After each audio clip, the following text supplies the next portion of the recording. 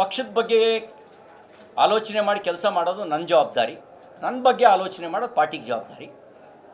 ನಾನು ನಿಲ್ಲಬೇಕೋ ಬಿಡಬೇಕೋ ಅನ್ನೋದನ್ನು ಪಾರ್ಟಿ ತೀರ್ಮಾನ ಮಾಡಬೇಕು. ಯಾರೇ ನಿಂತರೂ ಗೆಲ್ಲಿಸೋದಕ್ಕೆ ಏನು ಪ್ರಯತ್ನ ಮಾಡಬೇಕು ಅದು ನನ್ನ ಪ್ರಯತ್ನ, ಅದು ಮಾಡ್ತೀನಿ. ನಾನು ಹೇಳಿದ್ದೀನಿಲ್ಲ, ಬಾಸ್ ಈಸ್ ಆಲ್ವೇಸ್ ರೈಟ್ ಅಂತ ಹೇಳಿ. ನಿಮ್ಮ ಈ ವಿಚಾರವಾಗಿ ನಿಮ್ಮ ವಿರುದ್ಧನೂ ಕೂಡ ಸೋಷಿಯಲ್ ಮೀಡಿಯಾದಲ್ಲಿ ಕಮೆಂಟ್ಸ್ ಮಾಡ್ತಾ ಇದ್ದಾರೆ. ಏನಂತಂದ್ರೆ ಶೋಭಾ ಕರಂದ್ಲಾಜೆ ಅವರ ವಿರುದ್ಧವಾಗಿ ಮಾತಾಡ್ತಿದ್ದ ಸಂದರ್ಭದಲ್ಲೂ ಸಿ.ಟಿ. ರವಿ ಅವರು ಸೈಲೆಂಟ್ ಆಗಿರ್ತಾರೆ. ಒಂದು ಸೋಷಿಯಲ್ ಮೀಡಿಯಾ ಪರ ವಿರೋಧ ಎಲ್ಲವೂ ಚರ್ಚೆ ಬರ್ತಿರ್ತವೆ. ನಾನು ಅದನ್ನು ನೆಗ್ಲೆಕ್ಟು ಮಾಡೋದಿಲ್ಲ, ನಾನು ಅದ್ರ ಬಗ್ಗೆ ಕಾಮೆಂಟ್ಸು ಮಾಡೋದಿಲ್ಲ. ಸೋಷಿಯಲ್ ಮೀಡಿಯಾದಲ್ಲಿ ಪರನೂ ಬರ್ತಾ ಇರ್ತವೆ, ವಿರುದ್ಧನೂ ಬರ್ತಿರುತ್ತೆ. ಅಲ್ಲ, ಪರನೂ ಬರ್ತಿರುತ್ತೆ, ವಿರೋಧ ಬರ್ತಿರುತ್ತೆ. ಉಡುಪಿ ಚಿಕ್ಕಮಗಳೂರು ಸೇರಿದಂತೆ ರಾಜ್ಯದ ಎಲ್ಲ ಕ್ಷೇತ್ರಗಳಲ್ಲೂ ಬಿ ಜೆ ಪಿ ಪರವಾದ ಅಲೆ ಇದೆ. ನಾವು ಭಾರತೀಯ ಜನತಾ ಪಾರ್ಟಿ 28ಕ್ಕೆ 28 ಗೆಲ್ಲಬೇಕು ಅನ್ನೋ ಸಂಕಲ್ಪ ತೊಟ್ಟು ಕೆಲಸ ಮಾಡ್ತಾಯಿದ್ದೀವಿ. ಹಾಗಾಗಿ ನಾನೆಲ್ಲೂ ಆಕಾಂಕ್ಷಿ ಅಂತಲೇ ಹೇಳದೇ ಇರೋದ್ರಿಂದ ನಾನು ಯಾಕೆ ನನ್ನ ಕಡೆಗೆ ಅವ್ರಿಗೆ ಜನರಲ್ಲಾಗಿ ಹೇಳಿರೋ ಮಾತು ನನ್ನ ಕಡೆಗೆ ಹೇಳ್ಕೊಳ್ಳಿ.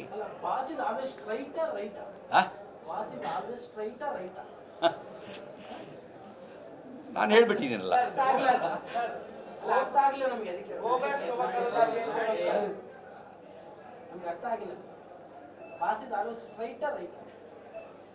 ಗಾದೆ ಮಾತಿರೋದು ಹೇಳಿ, ಪ್ರೊವರ್ಬ್ ಏನು ಹೇಳಿ, ಪಾಸ್ ಈಸ್ ಆಲ್ವೇಸ್ ರೈಟ್. ನೀವು ಬಾಸ್ಗೆ ಏನಾದರೂ ವ್ಯತಿರಿಕ್ತವಾಗಿ ಮಾತಾಡೋಕ್ಕೆ ಸಾಧ್ಯ ಇದೆಯಾ? Is always right. ಮತ್ತು ಪ್ರಜಾಪ್ರಭುತ್ವದಲ್ಲಿ ಜನಾಭಿಪ್ರಾಯ, ಜನಾದೇಶ ಯಾವುದೇ ಚುನಾವಣೆಯ ಗೆಲುವಿಗೆ ಮುಖ್ಯ ಆಗುತ್ತೆ.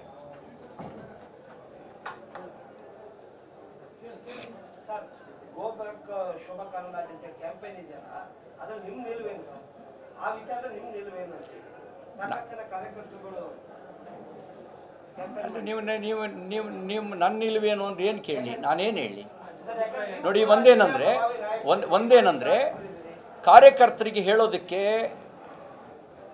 ವೇದಿಕೆಗಳಿದ್ದಾವೆ. ನಮ್ಮ ಪಕ್ಷವೇ ವೇದಿಕೆಯನ್ನು ಕಲ್ಪಿಸಿಕೊಟ್ಟಿದೆ. ನಮೋ ಆ್ಯಪ್ ಮೂಲಕ ಜನಮನ್ ಸರ್ವೆ ಅನ್ನುವಂಥ ಒಪಿನಿಯನ್ನು ಕೂಡ ಕೊಡೋಕ್ಕೆ ಅವಕಾಶ ಇದೆ. ಯಾವುದೇ ಕಾರ್ಯಕರ್ತ ನಮೋ ಆ್ಯಪ್ ಮೂಲಕ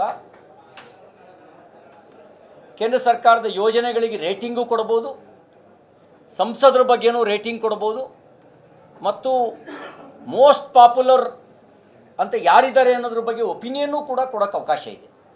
ಮುಕ್ತವಾಗಿ ಒಪಿನಿಯನ್ ಕೊಡೋಕ್ಕೆ ಪಾರ್ಟಿಯೇ ಅವಕಾಶ ಕೊಟ್ಟಿರಬೇಕಾದ್ರೆ ತಮ್ಮ ಭಾವನೆಯನ್ನು ನಿಮಗೆ ಪ್ರಾಮಾಣಿಕ ಕಳಕಳಿ ಇದ್ದರೆ ತಮ್ಮ ಭಾವನೆಯನ್ನು ನಮೋ ಆ್ಯಪ್ ಮೂಲಕ ವ್ಯಕ್ತಪಡಿಸಿ. ಪಕ್ಷವೇ ಓಪನ್ನು ಅವಕಾಶವನ್ನು ಕೊಟ್ಟಿದೆ, ಅದನ್ನು ಉಪಯೋಗಿಸ್ಕೊಳ್ಳಿ. ಮತ್ತು ನನಗೆ ವಿಶ್ವಾಸ ಏನು ಅಂದರೆ, ನಮ್ಮ ಪಕ್ಷದ ಕಾರ್ಯಕರ್ತರು ತಮ್ಮ ಅಭಿಪ್ರಾಯ ಹೇಳಬೇಕು ಅಂದರೆ ನಮೋ ಆ್ಯಪ್ ಮೂಲಕನೇ ಹೇಳ್ತಾರೆ.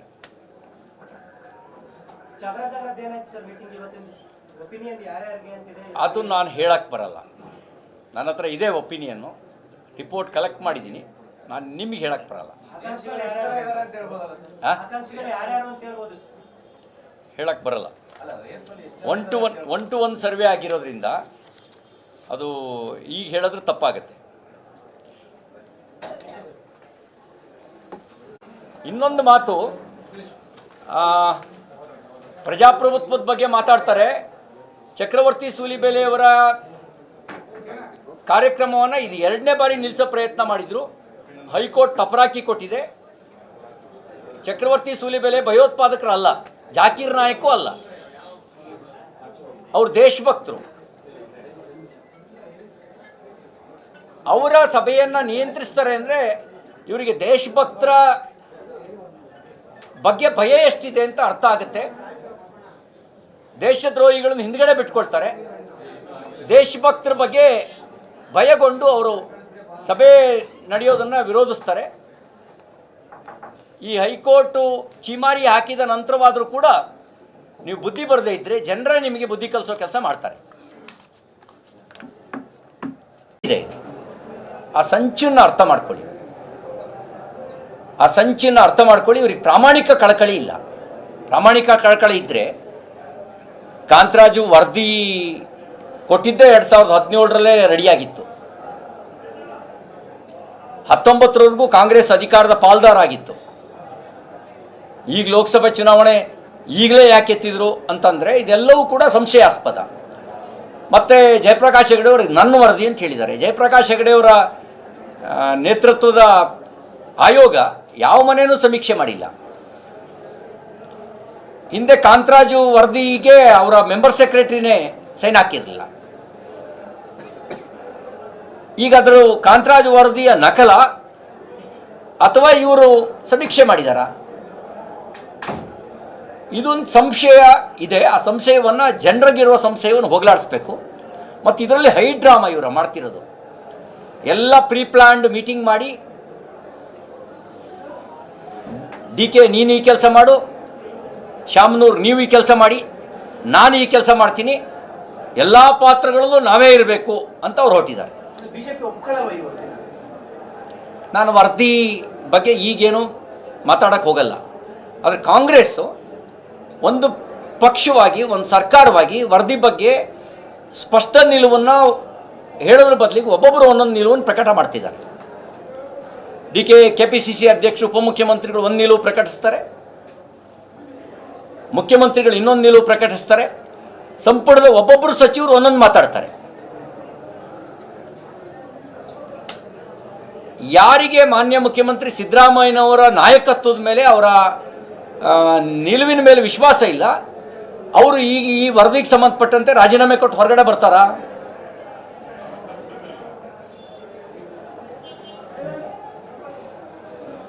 ಹಾಗೆ ನಿಮಗೆ ನಿಜವಾಗಲೂ ಪ್ರಾಮಾಣಿಕವಾಗಿ ವಿರೋಧ ಮಾಡಬೇಕು ಅಂತಿದ್ರೆ ರಾಜೀನಾಮೆ ಕೊಟ್ಟು ಹೊರಗಡೆ ಬನ್ನಿ. ಯಾಕೆ ಮಗುವನ್ನು ಚಿವುಟಿ ತೊಟ್ಲು ತಗೋ ಕೆಲಸ ಮಾಡ್ತೀರಿ? ಗೊಂದಲದಲ್ಲಿ ಯಾಕೆ ಇಡೋಗ್ತೀರಿ?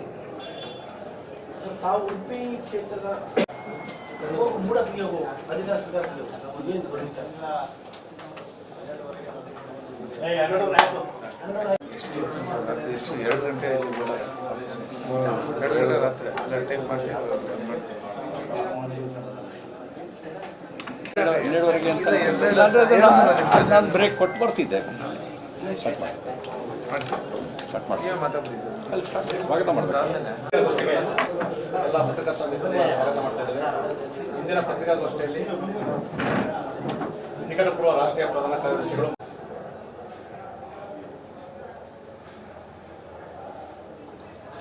ಈಗ ಕೇಂದ್ರ ₹1 ಕೊಡ್ತಿಲ್ಲ ಅನ್ನುವಂಥ ಸುಳ್ಳನ್ನು ನೀವು ಹೇಳ್ತಾ ಇದ್ದೀರಿ.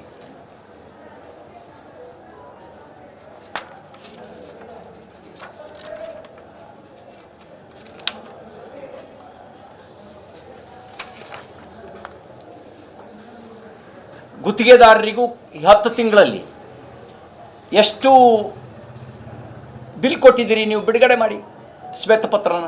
ಎಷ್ಟು ಬಾಕಿ ಇದೆ, ಎಷ್ಟು ಕೊಟ್ಟಿದ್ದೀರಿ? ಒಂದು ಶ್ವೇತಪತ್ರ ಬಿಡುಗಡೆ ಮಾಡಿ. ಹಣಕಾಸು ಸ್ಥಿತಿ ಚೆನ್ನಾಗಿದೆ ಅಂತ ಹೇಳ್ತಾ ಇದ್ದೀರಿ. ನೀವೇ ಅತಿ ಹೆಚ್ಚು ಬಾರಿ ಬಜೆಟ್ ಮಂಡಿಸಿದಂಥ ಹಣಕಾಸು ಖಾತೆ ಸಚಿವರು ಕರ್ನಾಟಕದಲ್ಲಿ. ಬಾಕಿ ಎಷ್ಟಿದೆ ಗುತ್ತಿಗೆದಾರರಿಗೆ ವಿವಿಧ ಇಲಾಖೆಗಳಲ್ಲಿ ಅವ್ರು ಮಾಡಿದ ಕಾಮಗಾರಿದು ಎಷ್ಟು ಹಣ ಕೊಟ್ಟಿದ್ದೀರಿ? ನೀವು ಶ್ವೇತಪತ್ರ ಬಿಡುಗಡೆ ಮಾಡಿ.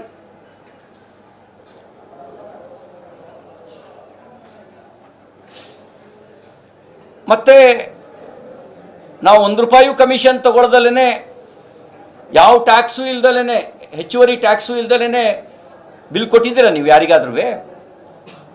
ಕೆಂಪಣ್ಣವರು ಗುತ್ತಿಗೆದಾರರ ಸಂಘದ ಅಧ್ಯಕ್ಷರು. ಆವಾಗ BJP ಸರ್ಕಾರ ಇದ್ದಾಗ ಹೇಳಿದಾಗ ಅವ್ರ ಮಾತು ವೇದವಾಕ್ಯ. ಈಗ ನಿಮ್ಮ ಸರ್ಕಾರ ಇದ್ದಾಗಲೂ ಆರೋಪ ಮಾಡಿದ್ದಾರೆ.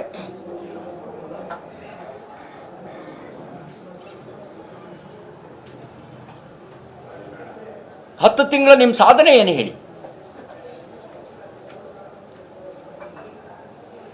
ಮೋದಿಯವರನ್ನು ಬೈಯೋದೇ ಸಾಧನೆನಾ? ಪ್ರಧಾನಮಂತ್ರಿ ನರೇಂದ್ರ ಮೋದಿಯವರನ್ನ ಜಗತ್ತಿನ ನಾಯಕರು ಹೋಳ್ತಾ ಇದ್ದಾರೆ. ನೀವು ಮಾತ್ರ ಆಕಾಶಕ್ಕೆ ಉಗಿಯೋ ಪ್ರಯತ್ನ ಮಾಡ್ತಿದ್ದೀರಿ. ಆಕಾಶಕ್ಕೆ ಉಗಿದ್ರೆ ನಿಮ್ಮ ಮುಖಕ್ಕೆ ಬೀಳುತ್ತೆ. ಅಂದರೆ ನಿಮ್ಮ ಸಾಧನೆ ಅಂದರೆ ಕೇಂದ್ರ ಸರ್ಕಾರವನ್ನು ಟೀಕಿಸೋದೇ ನಿಮ್ಮ ಸಾಧನೆ ಆಗಿದೆ.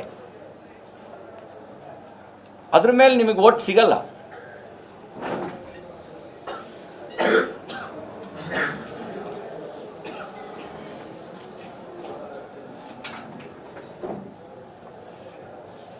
ನಿಮ್ಮ ಪ್ರಶ್ನೆಗಳಿಗೆ ಪ್ರಮುಖವಾಗಿ ಈಗ ಪಾಕಿಸ್ತಾನ ಜಿಂದಾಬಾದ್ ವಿಚಾರದಲ್ಲಿ FSI ರಿಪೋರ್ಟ್ 4 ದಿನ ಆದರೂ ಕೂಡ ಬಿಡುಗಡೆ ಮಾಡದೇ ಇರೋ ಕಾರಣ ಏನು ಅಂತೀವಿ? ಅಯ್ಯೋ ಬಂದಿಲ್ಲ ಅಂತ ಇದು ಅವರು ವಿಷಯಾಂತರ ಮಾಡೋ ಪ್ರಯತ್ನ ಮಾಡ್ತಿದ್ದಾರೆ. ಬಹುಶಃ KPCC ಅಧ್ಯಕ್ಷರು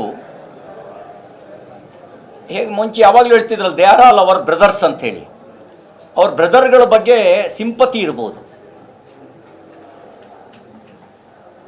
ಅದಕ್ಕೇನೆ ವಿಷಯಾಂತರ ಮಾಡೋದಕ್ಕೋಸ್ಕರ ಮಾಧ್ಯಮಗಳ ಮೇಲೆ ಗುಬ್ಬೆ ಕೊಡ್ಸೋಕೆ ಹೊಟ್ಬಿಟ್ರು.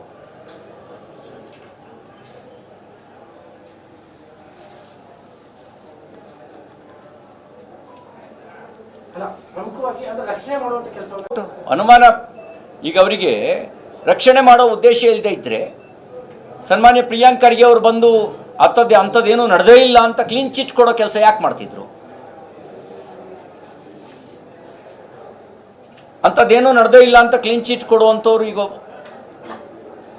ಯಾವಾಗ ಸಾರ್ವಜನಿಕ ಒತ್ತಡ ಜಾಸ್ತಿ ಆಯಿತು, ಮಾಧ್ಯಮಗಳು ಸತ್ಯ ಸಂಗತಿಯನ್ನು ಬಿತ್ತರಿಸಿದು, ಆಗ ಅನಿವಾರ್ಯ ಆಯಿತು ಅವರಿಗೆ FSL ತನಿಖೆಗೆ ವಹಿಸೋದು, ಸಂಶಯಾಸ್ಪದ ಇದ್ದವ್ರ ತನ್ನ ವಶಕ್ಕೆ ತಗೊಳ್ಳೋದು, ಇವೆಲ್ಲ ಅನಿವಾರ್ಯ ಆಯಿತು. ನನಗೆ ಅನುಮಾನ ಇದೆ ಮುಚ್ಚಾಕುವ ಸಂಚು ಮಾಡ್ತಿದ್ದಾರೆ ಅಂಥೇಳಿ. 4 ಜನ ಅರೆಸ್ಟ್ ಮಾಡ್ರೆ ಅವರು ಇನ್ವೆಸ್ಟಿಗೇಷನ್ ಆಗ್ತಿದೆಯಾ? ಇನ್ವೆಸ್ಟಿಗೇಷನ್ ಮಾಡ್ತಿದ್ದಾರೋ ಅಥವಾ ಕೂರಿಸ್ಕೊಂಡು ಬಿರಿಯಾನಿ ಕೊಡ್ತಾ ಇದ್ದಾರೋ ಗೊತ್ತಿಲ್ಲ. ಯಾಕೆಂದರೆ ಕಾಂಗ್ರೆಸ್ ಮನಸ್ಥಿತಿ ಹಾಗೇ ಇದೆ. ವೋಟ್ ಬ್ಯಾಂಕ್ ರಕ್ಷಣೆಗೆ ಬಿರಿಯಾನಿ ಕೊಟ್ಟು ಭಯೋತ್ಪಾದಕರನ್ನು ಬೆಳೆಸೋ ಕೆಲಸವನ್ನು ಬೇರೆ ಬೇರೆ ರಾಜ್ಯಗಳಲ್ಲಿ ಮಾಡಿದಂಥ ಒಂದು ಕಪ್ಪು ಇತಿಹಾಸ ಅವ್ರದ್ದಿದೆ, ಬ್ಲ್ಯಾಕ್ ಹಿಸ್ಟ್ರಿ ಅವ್ರದ್ದು. ಇಲ್ಲೂ ಅದೇ ಕೆಲಸ ಮಾಡಿದ್ರು ಮಾಡ್ಬೋದು. ಯಾಕೆಂದರೆ DJ ಹಳ್ಳಿ KG ಹಳ್ಳಿ ಪೊಲೀಸ್ ಸ್ಟೇಷನ್ ಸುಟ್ಟವ್ರನ್ನ, 300-350 ಮನೆಗಳಿಗೆ ಬೆಂಕಿ ಹಾಕ್ತವ್ರನ್ನ, ತನ್ನದೇ ದಲಿತ ಶಾಸಕನ ಮನೆ ಸುಟ್ಟವ್ರನ್ನ ಅಮಾಯಕರು ಅಂತ ಕರೆದು ಅವ್ರನ್ನ ಬಿಡುಗಡೆ ಮಾಡಬೇಕು ಅಂತ ಮನವಿ ಪತ್ರ ಕೊಟ್ಟಂಥ ಕುಖ್ಯಾತಿ ಇವ್ರದ್ದು. ಹಾಗಾಗಿ ಇಲ್ಲೂ ಬಿರಿಯಾನಿ ಸಪ್ಲೈನೇ ಆಗ್ತಿರ್ಬೋದು. ಸರ್, ಜಾತಿ ಗಣತಿ ವರದಿ ಕೆಲವೊಂದಿಷ್ಟು ಅಂಶಗಳು ಮಾಧ್ಯಮಗಳಲ್ಲಿ ಬಿಡುಗಡೆ ಆಗಿದೆ. ಫ್ಯಾಕ್ಟಲ್ಲಿ ಇದೆ ಅಂತ ತಾವು ಅನಿಸುತ್ತಾ? ಅಲ್ಲ, ನಾನೀಗ ಅದ್ರ ಫ್ಯಾಕ್ಟ್ ಚೆಕ್ ಮಾಡೋಕ್ಕೆ ಹೋಗಲ್ಲ. ನೀವ್ಯಾಕೆ ಮಗುವನ್ನು ಜಿಗಿಟಿ ತೊಟ್ಲು ತೂಗ್ತಾ ಇದ್ದೀರಿ? ಅಲ್ಲ, ನೀವಲ್ಲ. ಈ ಕಾಂಗ್ರೆಸ್ನವರು ಮಗು ಜಿಗಿಟ್ತಾ ಇರೋದು ಅವರೇ, ತೊಟ್ಲು ತೂಗ್ತಾ ಇರೋದು ಅವರೇ. ಅದರೊಳಗಡೆ ನನ್ನ ಹತ್ರ ಮಾಹಿತಿ ಇಲ್ಲ. ಅವ್ರು ಟೇಬಲ್ ಮಾಡೋವರೆಗೂ ಏನು ಅಂತ ಹೇಳಕ್ಕೆ ಬರಲ್ಲ. ಆದರೆ ವಿರೋಧದ ನೇತೃತ್ವವೂ ಅವ್ರದ್ದೇ, ಪರವಾಗಿರೋ ನೇತೃತ್ವನೂ ಅವ್ರದ್ದೇ. ಇದೊಂದು ರೀತಿ ನೀವೇ ಹಗಲು ವೇಷ ಹಾಕೊಂಡಿದ್ದೀರಲ್ಲ. ಇದು ಕೂಡ ಚುನಾವಣೆ ಹಿಂದೂ ಸಮಾಜ, ನಾನು ಅದರ ರಿಪೋರ್ಟ್ ಪ್ರಕಾರ ಅತಿ ಹೆಚ್ಚು ಜಾತಿ ಪ್ರಕಾರ ಮುಸಲ್ಮಾನರೇ ಜಾಸ್ತಿ ಇದ್ದಾರಂತೆ. ಆ ಪ್ರಕಾರ ಮೈನಾರಿಟಿ ಅಲ್ಲ ಅವ್ರು ಹೇಳೋ ಪ್ರಕಾರ. ಇವ್ರ ಪ್ರಕಾರ ಅತಿ ಹೆಚ್ಚು ಜನಸಂಖ್ಯೆ ಇರೋದೇ ಕರ್ನಾಟಕದಲ್ಲಿ ಮುಸಲ್ಮಾನರದಂತೆ. They are not minorities. ಅವ್ರು ಮೈನಾರಿಟಿ ಹೆಂಗಾಗ್ತಾರೆ? ಹಾಗಿದ್ರೆ ನನಗೆ ಸೋಷಿಯಲ್ ಜಸ್ಟಿಸ್ ಬಗ್ಗೆ ಮಾತಾಡುವ ಸಿದ್ದರಾಮಯ್ಯನವರು ಮೈನಾರಿಟಿ ಅನ್ನುವಂಥದ್ದು ತೆಗಿತಾರಾ? ಈಗೇನು ಹೆಚ್ಚು ಅವರೇ ಇರಬೇಕಾದ್ರೆ ಅವ್ರು ಮೈನಾರಿಟಿ ಹೆಂಗಾಗ್ತಾರೆ? SC ST ಹೊರತುಪಡಿಸಿದರೆ ನೆಕ್ಸ್ಟ್ ಹೈಯೆಸ್ಟೇ ಮುಸಲ್ಮಾನರಂತೆ ಅವ್ರ ಪ್ರಕಾರ. SC STಗೆ ಸಂವಿಧಾನಬದ್ಧವಾಗಿರ್ತಕ್ಕಂಥ ಮೀಸಲಾತಿ ಇದೆ. ಹಾಗೆ ಮೈನಾರಿಟಿಗೆ ಕೊಟ್ಟಿರೋ ಸ್ಪೆಷಲ್ ಸ್ಟೇಟಸ್ನ ತೆಗಿತಾರೆ ಇವರು. ಇವ್ರು ನೋಡಿ, ಇವರು ಜಾತಿ ಎತ್ಕಟ್ಟಿ ಒಡಕು ತಂದು ಒಡಕಿನ ಲಾಭವನ್ನು ಪಡೆಯುವ ಉದ್ದೇಶ ಇವ್ರದ್ದಿರೋದು. ನಾನು ಜನರಿಗೆ ಮನವಿ ಮಾಡ್ತೇನೆ, ಇವ್ರ ಸಂಚಿದೆ. ಮುಂಚೆ ಆರೋಪ ಮಾಡ್ತಿದ್ರು BJP ಮೇಲೆ 40% ಸರ್ಕಾರ ಅಂತ.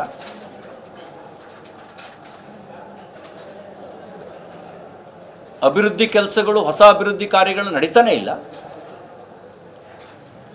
40% ಮೀರಿ ಈಗ ಅಡಿಷನಲ್ ಸರ್ಚಾರ್ಜು ಕೂಡ ಹಾಕ್ತಾ ಇದ್ದಾರೆ. ಅದು ಕನಕಪುರ ಟ್ಯಾಕ್ಸು, ವಿಶೇಷವಾಗಿ ಬೆಂಗಳೂರಿಗಂತೂ ಅದು ಕನಕಪುರ ಟ್ಯಾಕ್ಸ್ ಕೊಡದೆ ಯಾವ ಫೈಲು ಪಾಸ್ ಆಗಲ್ಲ. ಇನ್ನು YST ಟ್ಯಾಕ್ಸು, ವರ್ಗಾವಣೆಗೆ YST ಟ್ಯಾಕ್ಸು,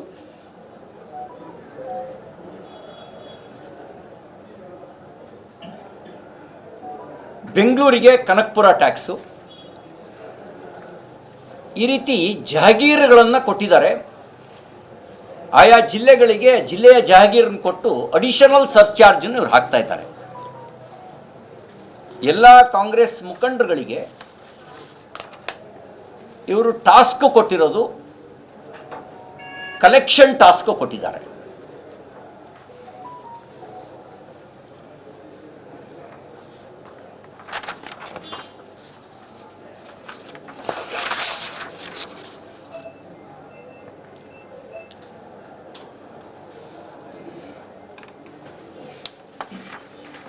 ನಮಗೆ ನಮ್ಮ ಅಭಿವೃದ್ಧಿಯ ವಿಚಾರವನ್ನೇ ಮುಂದಿಟ್ಟು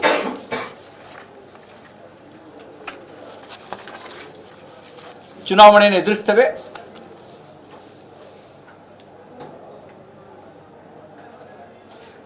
ಮಾನ್ಯ ಪ್ರಧಾನಿ ನರೇಂದ್ರ ಮೋದಿಯವರು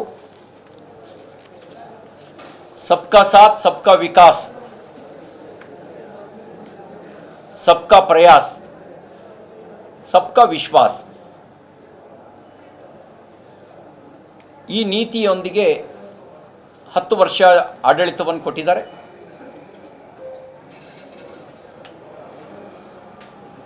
ಇವರು ಕರ್ನಾಟಕದಲ್ಲಿ ಮಾನ್ಯ ಮುಖ್ಯಮಂತ್ರಿಗಳು ಹೇಳ್ತಾ ಇರೋದು ಸುಳ್ಳು. ಅವರು ಅನ್ನಭಾಗ್ಯ ಅಕ್ಕಿ ಕೇಂದ್ರ ಕೊಡ್ತಿಲ್ಲ ಅಂತ ಹೇಳ್ತಿದ್ದಾರೆ. ನೀವು ಬಂದು ನೀವು ದೇವ್ರು ನಂಬ್ತಿರೋ ಇಲ್ವೋ ಗೊತ್ತಿಲ್ಲ. ಯಾಕೆಂದರೆ ಒಂದೊಂದು ಸರಿ ನಾನು ಊರಾಗ ದೇವಸ್ಥಾನ ಕಟ್ಸಿದ್ದೀನಿ, ನನಗೂ ದೇವ್ರ ಮೇಲೆ ನಂಬಿಕೆ ಇದೆ, ನನ್ನ ಹೆಸರಲ್ಲೇ ರಾಮ ಇದ್ದಾನೆ ಅಂತ ಹೇಳ್ತೀರಿ. ಆದರೆ ನೀವು ಟೋಪಿ ಹಾಕ್ಕೊಳ್ಳೋಕ್ಕೆ ತೋರಿಸುವಂಥ ಆಸಕ್ತಿಯನ್ನು ಕುಂಕುಮ ಇಟ್ಕೊಳ್ಳೋಕ್ಕೆ ತೋರಿಸಲ್ಲ. ಆದರೂ ನಮಗೆ ಸಂಶಯ ಇದೆ. ಆದರೂ ನೀವು ಹೇಳಿದ್ದನ್ನು ದೇವ್ರನ್ನ ನಂಬ್ತೀರಿ ಅನ್ನೋದು ನಂಬ್ತೀನಿ, ನಂಬಿಯೇ ನಿಮಗೊಂದು ಸವಾಲು ಹಾಕ್ತೀನಿ. ಈಗ 5 kg ಅಕ್ಕಿ ಕೊಡ್ತಿರೋದು ಕೇಂದ್ರದ್ದು ಅಂತ ನಾನು ಘಂಟಾಘೋಷವಾಗಿ ಬಂದು ತಾಯಿ ಚಾಮುಂಡೇಶ್ವರಿ ಎದುರುಗಡೆ ಪ್ರಮಾಣ ಮಾಡ್ತೀನಿ. ನೀವು ಹೇಳಿ, ನೀವು ಯಾವ ಅಕ್ಕಿ ಕೊಡ್ತಿದ್ದೀರಿ? ನೀವು 1 kg ಅಕ್ಕಿಯನ್ನು ಇದುವರೆಗೂ ಕೊಟ್ಟಿಲ್ಲ. ಈ 10 ತಿಂಗಳಲ್ಲಿ ಕೇಂದ್ರದ ಅಕ್ಕಿಯನ್ನೇ ನಂದು ಅಂತ ಎದೆ ಬಡ್ಕೊಳ್ತಾ ಇದ್ದೀರಿ. ನಾನು ತಾಯಿ ಚಾಮುಂಡೇಶ್ವರಿ ಮುಂದೆ ಪ್ರಮಾಣ ಮಾಡ್ತೀನಿ, ಮೋದಿಯವರು ಕೊಡ್ತಿರುವಂಥ ಕೇಂದ್ರದಿಂದ ಕೊಡ್ತಿರುವ ಅಕ್ಕಿಯನ್ನೇ ನೀವು ಅನ್ನಭಾಗ್ಯ ನಾನು ಕೊಟ್ಟೆ ಅಂತ ಹೇಳ್ಕೊಳ್ತಿದ್ದೀರಿ. ನೀವು 1 kg ಅಕ್ಕಿನೂ ಕೊಟ್ಟಿಲ್ಲ. ನೀವು ನಿಜವಾಗ್ಲೂ ಕೊಟ್ಟಿದ್ರೆ ಬನ್ನಿ, ಯಾವತ್ತು ನಿಗದಿ ಮಾಡ್ತೀರಿ ಸಮಯ? ಲೋಕಸಭಾ ಚುನಾವಣೆಗೆ ಮುಂಚೆ ನಾನು ಬರ್ತೀನಿ, ನೀವು ಬನ್ನಿ, ನೀವು ಪ್ರಮಾಣ ಮಾಡಿ, ನಮ್ಮದೇ ಅದು ಅಕ್ಕಿ ಅಂತ ಪ್ರಮಾಣ ಮಾಡಿ. ಎರಡನೇದು ಸುಳ್ಳು ಹೇಳ್ತಿರೋದು, ಕೇಂದ್ರ ನಮಗೆ ಕಡಿಮೆ ಕೊಟ್ಟಿದೆ ತೆರಿಗೆ ಪಾಲನ್ನು ಅಂತ ಹೇಳ್ತಾ ಇದ್ದೀರಿ. ನನಗಿರೋ ಮಾಹಿತಿ ಪ್ರಕಾರ ಕಳೆದ 10 ವರ್ಷದಲ್ಲಿ ತೆರಿಗೆ ಪಾಲು, ಕೇಂದ್ರದ ವಂತಿಗೆ ಮತ್ತು ಯೋಜನೆಗಳಿಗೆ ಕೊಟ್ಟ ಹಣ ಒಟ್ಟು ಸೇರಿ 4,91,000 ಕೋಟಿ ನರೇಂದ್ರ ಮೋದಿಯವರು ಕರ್ನಾಟಕಕ್ಕೆ ಕೊಟ್ಟಿದ್ದಾರೆ. ಹಿಂದೆ ಮನಮೋಹನ್ ಸಿಂಗ್ ಅವರು ಪ್ರಧಾನಮಂತ್ರಿಯಾಗಿದ್ದಾಗ 10 ವರ್ಷದಲ್ಲಿ ಕೊಟ್ಟಿದ್ದು 1,42,000 ಕೋಟಿ. ಇವರು ಕೊಟ್ಟಿರೋದು 4,91,000 ಕೋಟಿ. 4,91,000ದಲ್ಲಿ 1,42,000 ಕೋಟಿ ಕಳೆದ್ರೆ 3,49,000 ಕೋಟಿ ಹಿಂದೆ ಮನಮೋಹನ್ ಸಿಂಗ್ ಅವರು ಕೊಟ್ಟಿದ್ದಕ್ಕಿಂತ ಜಾಸ್ತಿ ಕೊಟ್ಟಿದ್ದಾರೆ. ನೀವು ಬೇಕಾದರೆ ಆ ವಿಷಯದಲ್ಲೂ ಪ್ರಮಾಣ ಮಾಡೋಕ್ಕಿದ್ರೆ ನಾವು ರೆಡಿ ಇದ್ದೀವಿ. 25 ಸಂಸದರನ್ನು ಕರ್ಕೊಂಡ್ಬರ್ತೀನಿ, ನೀವು ನಿಮ್ಮ ಸಂಪುಟ ಸದಸ್ಯರನ್ನು ಕರ್ಕೊಂಬನ್ನಿ. ನಾವು 4,91,000 ಕೋಟಿ ಕೊಟ್ಟಿರೋದು ನಿಜ. ಮನಮೋಹನ್ ಸಿಂಗ್ ಅವರು 1,92,000 ಕೋಟಿ ಮಾತ್ರ ಕೊಟ್ಟಿದ್ದು. ಯಾವುದು ಜಾಸ್ತಿ ಅಂತ ರಾಜ್ಯದ ಜನ ತೀರ್ಮಾನ ಮಾಡಲಿ. ನೀವು ಪ್ರಮಾಣ ಮಾಡಿ, ಮನಮೋಹನ್ ಸಿಂಗೇ ಜಾಸ್ತಿ ಕೊಟ್ಟಿದ್ದು ಅಂತ ನೀವು ಪ್ರಮಾಣ ಮಾಡಿ, ಮೋದಿಯವರೇ ಜಾಸ್ತಿ ಕೊಟ್ಟಿರೋದು ಅಂತ ನಾವು ಪ್ರಮಾಣ ಮಾಡ್ತೀವಿ. 4,91,000 ಕೋಟಿ ನರೇಂದ್ರ ಮೋದಿಯವರ ಕಾಲಘಟ್ಟದಲ್ಲಿ 10 ವರ್ಷದಲ್ಲಿ ರಾಜ್ಯಕ್ಕೆ ಬಂದಿರೋದು. ತೆರಿಗೆ ಪಾಲು, ವಂತಿಗೆ ಮತ್ತು ಯೋಜನೆಗಳಿಗೆ ಕೊಟ್ಟಂಥ ಗ್ರಾಂಟ್, ಅನುದಾನ ಎಲ್ಲ ಸೇರಿ ಮನಮೋಹನ್ ಸಿಂಗ್ ಅವರು ತೆರಿಗೆ ಪಾಲು, ವಂತಿಗೆ ಮತ್ತು ಯೋಜನೆಗಳಿಗೆ ಕೊಟ್ಟ ಅನುದಾನ ಸೇರಿ 1,92,000 ಕೋಟಿ 10 ವರ್ಷಕ್ಕೆ. ನೀವು ಸುಳ್ಳು ಹೇಳ್ತಿರೋದು ನಿಮ್ಮ ಪಾರ್ಟಿಯ ಟೂಲ್ ಕಿಟ್ ರಾಜಕಾರಣದ ಭಾಗವಾಗಿ ಸುಳ್ಳು ಹೇಳ್ತಾ ಇದ್ದೀರಿ. ನೀವು ಸ್ಟ್ರಾಟಜಿ ಮಾಡಬೇಕಾದ್ರೆ ರಾಷ್ಟ್ರೀಯತೆ ವಿರುದ್ಧ ಪ್ರಾದೇಶಿಕತೆಯನ್ನು ಎತ್ಕಟ್ಟಬೇಕು ಅಂತ ಒಂದು ತಂತ್ರಗಾರಿಕೆ ಮಾಡಿದಿರಿ. ಆ ತಂತ್ರಗಾರಿಕೆಯ ಒಂದು ಭಾಗವಾಗಿ ಕೇಂದ್ರ ರಾಜ್ಯ ಅಂತ ಪ್ರಾರಂಭಿಸಿದ್ರಿ. ಆ ತಂತ್ರಗಾರಿಕೆ ಭಾಗವಾಗಿಯೇ ತೆರಿಗೆಯಲ್ಲಿ ಅನ್ಯಾಯ ಆಗ್ತಿದೆ ಅಂತ ಹೇಳಕ್ಕೆ ಪ್ರಾರಂಭಿಸಿದ್ರಿ.